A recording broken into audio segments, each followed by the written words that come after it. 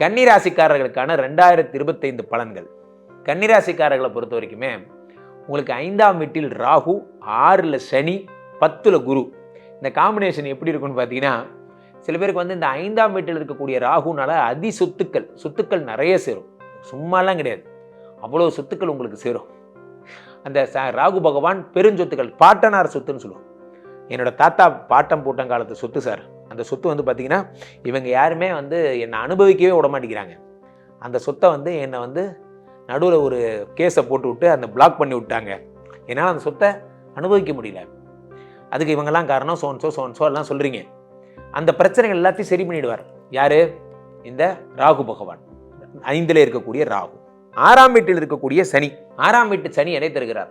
வேலை வாய்ப்பை தருகிறார். 6ஆம் வீட்டில் இருக்கக்கூடிய சனி உங்களுக்கு உத்தியோகத்தை தருகிறார். அதே மாதிரி வியாதி, கடன், கஷ்டம் போன்றவற்றெல்லாம் அடைக்கிறார். உங்களுக்கு எதெல்லாம் உங்களுக்கு வந்து கஷ்டமோ, ரண, ருண, ரோக, சத்ருஸ்தானம்னு பேர், அது எல்லாத்தையும் சால்வ் பண்ணுறார் சனி பகவான். அடுத்து 10லே குரு. 6ஆம் வீட்டு சனி பகவான் என்ன பண்ணுறாருன்னா 6, 7, 8 பார்க்குறார். அசையா சொத்துக்களை பார்க்குறார். உங்கள் உடம்பை பார்த்துட்டார் சனி பகவான். அதே மாதிரி சனி பகவான் உங்களோட 4ஆம் வீட்டை பார்க்கிறார். 4ங்கிறது வீடு, மாடு, மனை.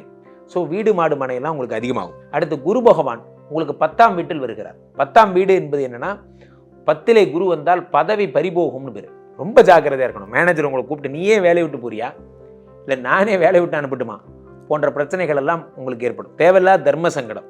நம்ம எங்கே போனாலும், அமெரிக்காவில் 34வது மாடியில் போய் நீங்கள் வேலை செஞ்சாலும் அங்கேயும் நம்மளை போட்டு கொடுக்குறதுக்கு ஒரு கேரக்டர் இருப்பான். ஸோ இவங்க எங்கே போனாலும் இருப்பாங்க.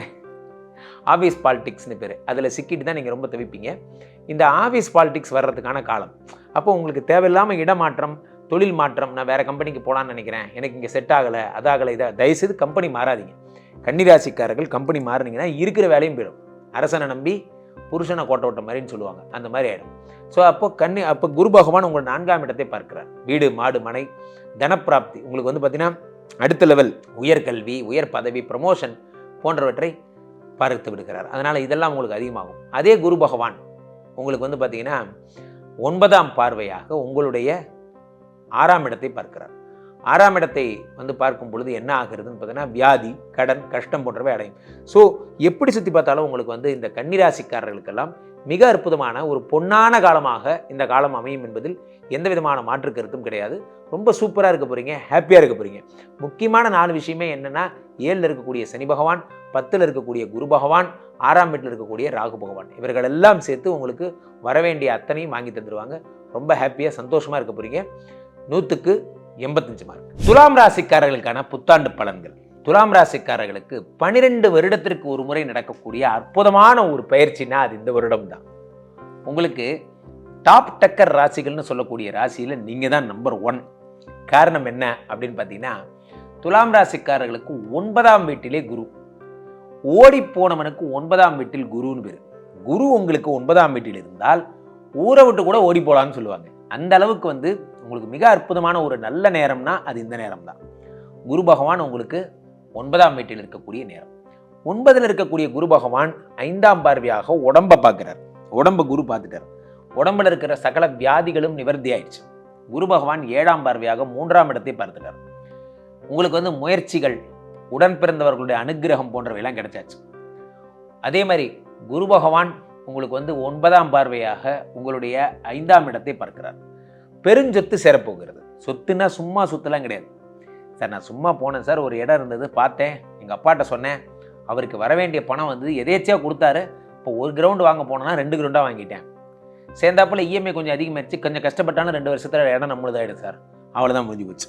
இப்படி நீங்கள் இன்வெஸ்ட்மெண்ட்டை நோக்கி ட்ராவல் பண்ணுவீங்க. இந்த வருடம் ஃபுல்லாக உங்களுடைய ட்ராவல்லாம் எப்படி இருக்குன்னா, எதெல்லாம் சேர்த்தலாம், விரயமாகின்ற காசையெல்லாம் எப்படிலாம் பிடிச்சி போடலாம் போன்ற எண்ணங்கள்லாம் உங்களுக்கு உண்டாகும். காசை எப்படா சேவிங்ஸ் பண்ணுறது, என்ன பண்ணலாம், எப்படி பண்ணால் சேவிங்ஸ் பண்ணலாம், உங்கள் எண்ணங்கள் ஃபுல்லாக அப்படியே தான் இருக்கும். ஸோ உங்களுக்கு இந்த குரு பகவானுடைய கடாட்சத்தால் இத்தனை நல்ல விஷயங்கள் ஏற்படுகிறது. இதே நேரத்திலே சனி பகவான் உங்களுக்கு 6ஆம் வீட்டில் இருந்து கொண்டு வேலை இல்லாதவங்களுக்குலாம் வேலை வாங்கி தரார். சார் வாழ்க்கையில் நிறைய பேருக்கு வேலையே இல்லைங்கிறது தான் பெரிய கம்ப்ளைண்ட்டே. சார் நான் என்ன சார் பண்ணுறது, எங்கே போனாலும் எனக்கு வேலையே கிடைக்க மாட்டேங்குது, எல்லாம் படிக்கிறாங்க, பார்க்குறாங்க, கொள்கிறாங்க, உனக்கு வந்து அந்த திறமை இருக்குது, இந்த திறமை இருக்குது, ஸ்கில்லுக்கெல்லாம் பாராட்டுறாங்க, பரவாயில்லையே 3 டிப்ளமோ வாங்கிட்டீங்கிறாங்க, ஆனால் வேலை மட்டும் கொடுக்க மாட்டேங்கிறாங்க. அது என்னமோ தெரில சார், எனக்கு மட்டும் இப்படியே நடக்குது. கவலைப்படாதீங்க, உங்களுக்கு இந்த வருஷம் வேலை கிடைக்கும். 6, 7, 8 பார்க்குறார் சனி பகவான். அப்போ 8ங்கிற அசையா சொத்துக்களை பார்த்துடுறார். அப்போ என்ன ஆகுன்னா ஆயுள் பாவத்தை பார்த்துடுறார். உடல்நிலை சம்மந்தப்பட்ட பிரச்சனைகள் இருப்பவங்களுக்கு, அசையா சொத்துக்கள் இருப்பவங்களுக்கெல்லாம் சனி பகவானுடைய அருளால் உங்களுக்கு அசையா சொத்துக்கள் சேரும். சனி பகவான் உங்களுக்கு 7ஆம் பார்வையாக 12ஆம் வீட்டை பார்க்கிறார். 12ங்கிறது என்ன அப்படின்னு பார்த்தா விரயஸ்தானம். விரயஸ்தானத்தை சனி பார்க்கும் பொழுது தேவையற்ற விரயங்கள் என்பது குறையும். செக்ஷுவல் ப்ராப்ளம்ஸ், தம்பதிகளுக்குள்ள தேவையில்லாத இந்த செக்ஷுவல் ப்ராப்ளம், இன்டிமசி ப்ராப்ளம்ஸ் வந்தால் அதெல்லாம் சரி பண்ணிடுறார். சனி பகவானுடைய அருளால் இன்டிமசிங்கிற பிரச்சனையே சரியாயிடும். அப்படி ஒரு பிரச்சனையே உங்களுக்குள்ளே இருக்காது, அதெல்லாம் சரி பண்ணிடுவார். அதே மாதிரி சனி பகவான் 3ஆம் இடத்தை பார்க்கிறார், 10ஆம் பார்வையாக முயற்சியை பார்க்கிறார். முயற்சியை சனி பகவான் பார்க்கும்போது முயற்சியில் நிறைய முன்னேற்றங்கள். சார், உலகத்தில் யார் பயப்படவே தேவையில்லைன்னா அதிகப்படியான முயற்சிகள் செய்பவர்கள் எதுக்கும் பயப்பட தேவையில்லை. முயற்சி திருவினையாக்கும்னு சொல்கிறது அதனால தான். முயற்சி மட்டும்தான் உலகத்தில் உங்களை காப்பாற்றும். அந்த முயற்சியை துலாம் ராசிக்காரர்கள் மேற்கொள்வீர்கள். மிக அற்புதமான காலம். 100க்கு 200 மார்க். விருச்சிக ராசிக்காரர்களுக்கான என் இதயத்தின் இடப்பக்கம் இருக்கும் விருச்சிக ராசிக்காரர்கள் 2025 புத்தாண்டு பலன்கள் எப்படி இருக்கு? 2025 புத்தாண்டு பலன் விருச்சிக ராசிக்காரர்களுக்கு 5ஆம் வீட்டிலே வரக்கூடிய சனி பகவான். சனி கொடுத்தால் எவர் தடுப்பார்? சனி கொடுத்தா தடுக்க ஆளே கிடையாது. சனி அப்படிப்பட்ட சக்தி வாய்ந்தவர். சனி 5ஆம் வீட்டிலே இருக்கும் பொழுது பெரிய பெரிய சொத்துக்களை உண்டு பண்ணி தருவார். பெரிய பெரிய சொத்துக்கள். சார், சும்மாலாம் கிடையாது சார், நான் இதுக்காக ஒர்க் பண்ணேன், அப்படி பண்ணேன் பார்த்தீங்கன்னா இப்போ சொத்து நிறைய சேர்ந்து போச்சு சார். சொத்து பார்த்தீங்கன்னா நான் பூர்வீக சொத்து சார், பெரிய அரண்மனை சார், இது சார், அது சார், பங்களா சார், எங்கள் அப்பாவோட பெரிய வீடு சார், அல்லது எங்கள் அப்பாவோட பண்ண நிலம் சார், அது எனக்கு வருமானு தெரியாமல் ரொம்ப கஷ்டப்பட்டேன் சார். இப்போ தான் சார் கோர்ட்டில் இது பண்ணி எனக்கு கிடச்சிது. இந்த இடம் இனிமேல் என்னோட இடம் சார், நான் இங்கே சந்தோஷமாக இருக்க போகிறேன் சார், போன்ற விஷயங்கள்லாம் உங்களுக்கு நடக்கும். இடம், வீடு, வண்டி, வாகனம் எல்லாம் சொத்து தான். வாழ்க்கையில் எல்லாமே சொத்து தான். சில பேர் என்ன பண்ணுவாங்க, இந்த ஆன்லைன் ட்ரேடு மாதிரியான விஷயங்கள், எங்கள் அப்பா எனக்கு சேர்த்து வச்ச இது வேலெட்டு, இந்த வேலெட் எனக்கு ப்ரெசென்ட் பண்ணியிருக்காரு, இந்த வேலெட்டை நான் பத்திரமா பார்த்து, போன்ற விஷயங்கள் எல்லாம். ஸோ அந்த மணி எப்படி வேணால் சேவ் பண்ணலாம். இந்த சனி பகவான் உங்களுக்கு 5ஆம் வீட்டில் இருக்கக்கூடியவர்.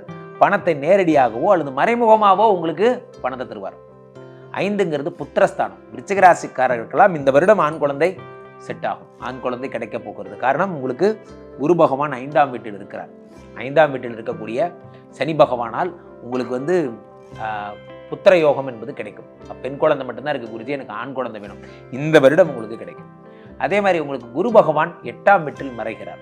இது ஒன்று தான் பிரச்சனை. 8ஆம் வீட்டில் குரு மறைந்தால் என்ன ஆகும்னா, வயிறு சம்பந்தப்பட்ட, லிவர் சம்பந்தப்பட்ட, பெருங்குடல் சம்பந்தப்பட்ட பிரச்சனைகள் உண்டாகும். இதை மட்டும் நீங்கள் ஜாக்கிரதையாக பார்த்துக்கணும். வயிற்றில் பிரச்சனை வராத மாதிரி நீங்கள் என்ன பண்ணணும், மெடிசன்ஸ் எடுத்துக்கணும். அதுக்கு மட்டும் ஏன்னா லிவர் கெடும். அது எதனால் கெடும்னா, தேவையற்ற உணவு பழக்க வழக்கங்களால் கெடும். அல்லது சில பேர் தீர்த்த வாரியாக இருப்பாங்க, சாயந்தரம்னா சரக்கு தான் அப்படின்னா தயவுசெய்து நிறுத்திக்கோங்க. நீங்கள் அந்த பழக்கத்தை தொடர்வது உங்களுக்கு மிக மோசமான விளைவுகளை உண்டு பண்ணும். இந்த விருச்சிக ராசிக்காரர்களுக்கு 8ல் இருக்கக்கூடிய குரு பகவான் அசையா சொத்துக்களை தருவார். இதெல்லாம் பத்திரங்கள், அதே மாதிரி இன்சூரன்ஸு, ஃபண்டு, பாலிசி எது பண்ணுறீங்களோ அது எல்லாத்தையும் விருத்தி பண்ணுவார்.